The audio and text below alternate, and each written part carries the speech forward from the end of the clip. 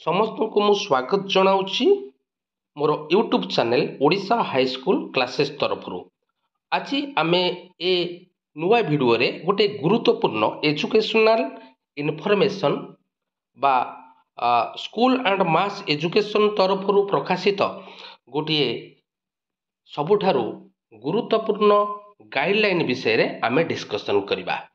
तेबे आपण माने जानिथिबे जे चलित शिक्षा वर्ष अर्थात 2025-26 शिक्षा वर्ष ठारू जेउ सरकारी प्राथमिक विद्यालय प्रथम श्रेणी रही सेठारे प्रथम थर पाई 5 रु 6 वर्ष पिलामानक पाई शिशु बाटिका श्रेणी आरंभ होईची।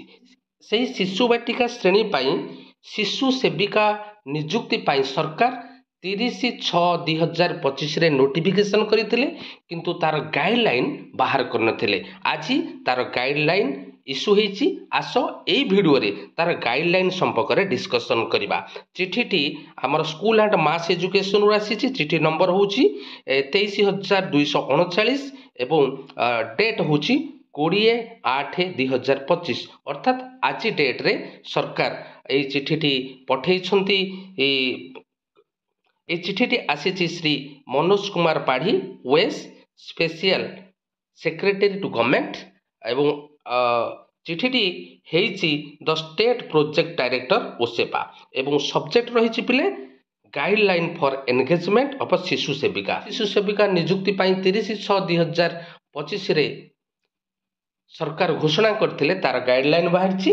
तेबे आसो एई वीडियो रे आमे ताहा डिस्कशन करिबा। तेबे कोन लेखाइ देखंतु madam inviting a reference to the subject cited above I am direct to enclose here with copy the approved guideline of engagement of शिशु सेविका in eligible government schools having शिशु बाटिका grade for taking further necessary action at your level। guideline for engagement of शिशु सेविका introduction पढ़िबा। alignment with the vision outlined in the National Education Policy NEP 2020 and the objective of Nipun Odisha Mission, the state government has undertaken significant measures to strengthen foundational literacy and numeracy FLN and early childhood education ECE.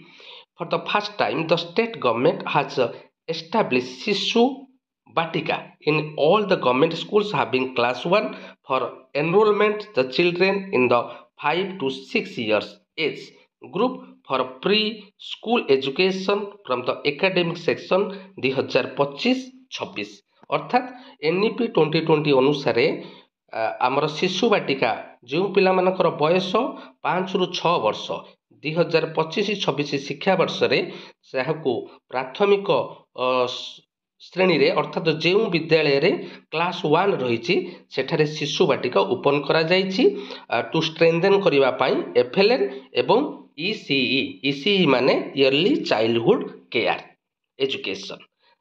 After careful consideration and with an aim of providing enhanced the support to primary grade teachers and ensuring better learning outcomes for young learners, the state government has decided to engage शिशु सेविका अर्थात primary grade teacher मानकू support दबा पाई एवं ensuring better learning outcome पाई ए जो शिशु बाटिका पिला मानकर learning outcome को स्ट्रेंथन करिया पाई सरकार शिशु सेविका नॉन एकेडमिक क्लासरूम हेल्पर्स से माने नॉन एकेडमिक क्लासरूम हेल्पर्स अर्थात से माने पाठ पढ़ेबे नाही in eligible government schools where शिशु बाटिकास have been established and enrolment meets the prescribed criteria. जो विद्यालय रे प्रथम श्रेणी रही से विद्यालय रे शिशु बाटिका खोली से विद्यालय रे ही शिशु सेविका नियुक्ति पाइबे। नोटिफिकेशन नंबर जो नोटिफिकेशन नंबर बाहर थिला 30/6/2025 प्रथम कही जे शिशु बाटिका थिबा विद्यालय रे शिशु सेविका नियुक्ति हेबाकू जाउछंती। Regarding the engagement of शिशु सेविका in government schools has been referred.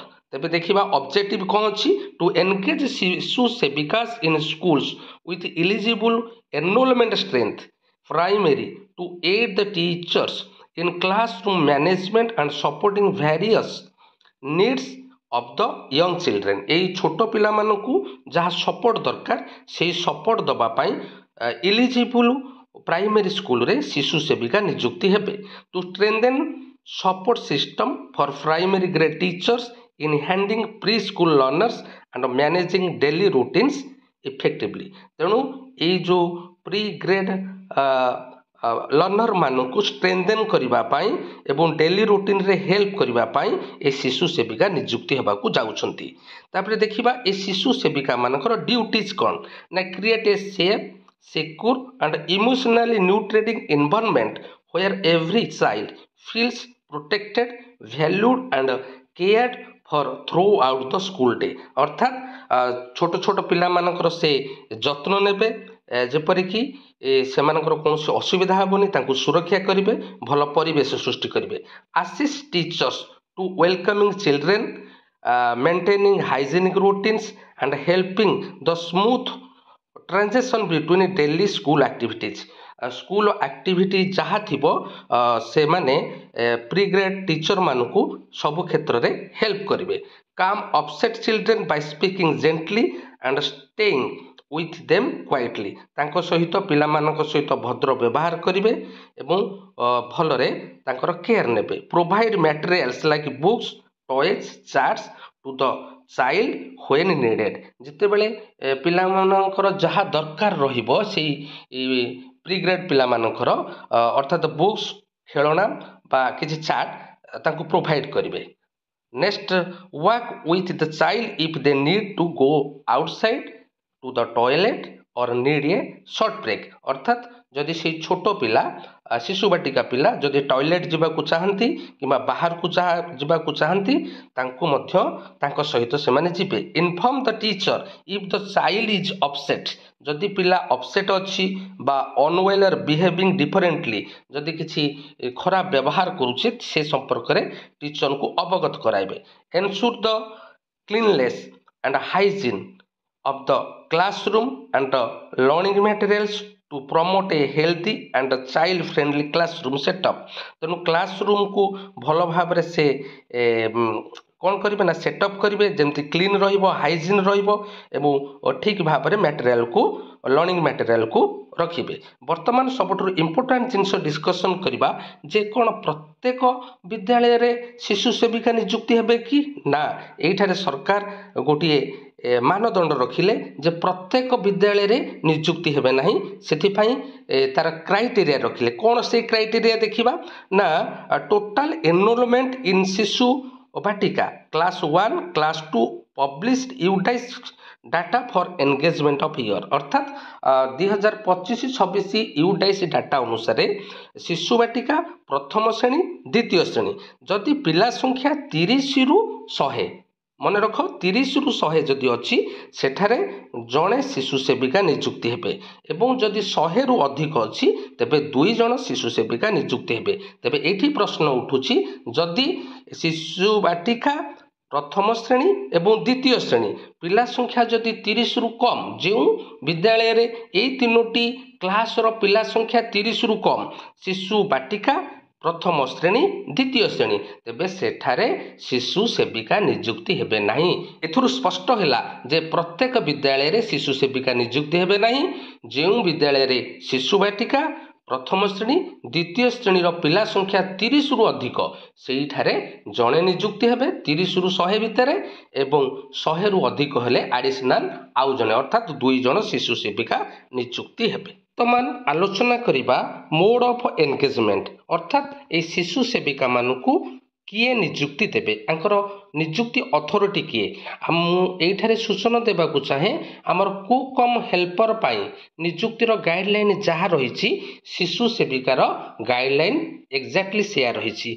सेथिरे जेपरि SMC is the appropriate authority ए शिशु सेविका नियुक्ति रे मध्य SMC is the appropriate authority 2/3 majority SMC रही रेजुलेशन करिवे एवं शिशु सेविका को नियुक्ति देबे एवं सेई मीटिंग रे मध्य ब्लॉक एजुकेशन ऑफिसर किंबा तांकर रिप्रेजेंटेटिव उपस्थित रहिबे। वर्तमान आलोचना करिबा एलिजिबिलिटी क्राइटेरिया अर्थात केउ माने ए शिशु सेविका पाई ଆପ୍ଲାଏ କରିପାରିବେ। ତେବେ ଏଇଠାରେ ମୁଁ କହିବାକୁ ଚାହେଁ ଯେ ଜଣେ ସେ ମହିଳା କ୍ୟାଣ୍ଡିଡେଟ୍ ହେଇଥିବେ ଏବଂ ତାଙ୍କର ବୟସ 18ରୁ 45 ମଧ୍ୟରେ ହେଇଥିବ ଏବଂ ବିଦ୍ୟାଳୟଟି ଯେଉଁ ହାବିଟେସନରେ ରହିଛି, ଯେଉଁ ୱାର୍ଡ଼ରେ ରହିଛି, ସେ ସେଇ ୱାର୍ଡ଼ର ବାସିନ୍ଦା ହେଇଥିବେ। ଯଦି ସେଇ ୱାର୍ଡ଼ରୁ କେହି ଆପ୍ଲାଏ କରିନଥିବେ, ନିୟର ବାଇ ହାବିଟେସନ ବା ୱାର୍ଡ଼ରୁ ଯଦି କିଏ ଆପ୍ଲାଏ କରିଥିବେ ତାଙ୍କୁ ମଧ୍ୟ କନସିଡର କରାଯିବ। ଏବଂ ଶିକ୍ଷାଗତ ଯୋଗ୍ୟତା ଏଠାରେ କିଛି ଦେଇନାହିଁ, ସେ କେବଳ ଶିକ୍ଷିତ ହେଇଥିବେ, ପାଠ ପଢ଼ିଥିବେ, ସି ସୁଡ୍ ବି ଲିଟରେଟ୍ ଏବଂ ସେ କୌଣସି କ୍ରୋନିକାଲ ଡିଜିଜ୍ରେ ଆକ୍ରାନ୍ତ ହୋଇନଥିବେ, ସେ ସୁସ୍ଥ ଥିବେ ଏବଂ ଶେଷ ପଏଣ୍ଟ ହେଲା ସେ ଲୋକାଲ ଲାଙ୍ଗୁଏଜ ବା ଓଡ଼ିଆ ବା ରିଜନାଲ ଲାଙ୍ଗୁଏଜରେ କଥାବାର୍ତ୍ତା ହେଇପାରୁଥିବେ। ବର୍ତ୍ତମାନ ଦେଖିବା ଅର୍ଡ଼ର ଅଫ୍ ପ୍ରାୟୋରିଟି। ମୁଁ କହିଥିଲି ଯେ ଆମର କୁକ୍ କମ୍ ହେଲ୍ପର ପାଇଁ ଯାହା ରହିଛି ଏଠି ମଧ୍ୟ ସେୟା ରହିଛି ଯେ ଏସ୍ଟି କମ୍ୟୁନିଟିର ଡିଷ୍ଟିଚ୍ୟୁଟ୍ ଓମେନ୍ ଅର୍ଥାତ୍ ବାସହରା, ଏସ୍ଟି ସମ୍ପ୍ରଦାୟର ଯଦି ବାସହରା କିଛି ମହିଳା ଆପ୍ଲାଏ କରିଛନ୍ତି ତାଙ୍କୁ ଅଗ୍ରାଧିକାର ଦିଆଯିବ। ସେଇ destitute women from SC community, destitute women from other community, ନହେଲେ ପୁଅର ଅନୱେଡ୍ ମଦର ଅର୍ଥାତ୍ ବିଧବା ଫ୍ରମ୍ ଏସ୍ଟି କମ୍ୟୁନିଟି, ବିଧବା ଫ୍ରମ୍ ଏସ୍ସି କମ୍ୟୁନିଟି, ନହେଲେ poor unwed mother from other community, divorce or desertee from ST community ଅର୍ଥାତ୍ ଯଦି ଛାଡ଼ପତ୍ର ପାଇଥିବା ମହିଳା, ବୁଝିହେଲା, ଛାଡ଼ପତ୍ର ପାଇଥିବା ମହିଳା ଏସ୍ଟି କମ୍ୟୁନିଟି ବା ଏସ୍ସି କମ୍ୟୁନିଟି ବା ଅଦର କମ୍ୟୁନିଟି। ତେଣୁ ଆଗ ଏସ୍ଟି ତାପରେ ଏସ୍ସି ନହେଲେ ଅଦର କମ୍ୟୁନିଟି। ଡିସ୍କସନ୍ କରିବା ଡିସ୍କ୍ୱାଲିଫିକେସନ୍। ତେବେ ଜଣେ ଶିଶୁ ସେବିକାର ବୟସ ଯଦି 60ରୁ ଅଧିକ ହେଲା ସେ କାର୍ଯ୍ୟରୁ ଅବ୍ୟାହତି ନେବେ ଏବଂ ଯଦି ସେ କାମ କରିଥିବା ସମୟରେ ତାଙ୍କୁ କିଛି କ୍ରୋନିକାଲ ଡିଜିଜ୍ ହେଲା, ବୁଝିହେଲା, କ୍ରୋନିକାଲ ଡିଜିଜ୍ ହେଲା, ତେବେ ଏସ୍ଏମ୍ସି ଥ୍ରୋରେ ତାଙ୍କୁ ମଧ୍ୟ ବରଖାସ୍ତ କରାଯାଇପାରିବ। ବୁଝିହେଲା।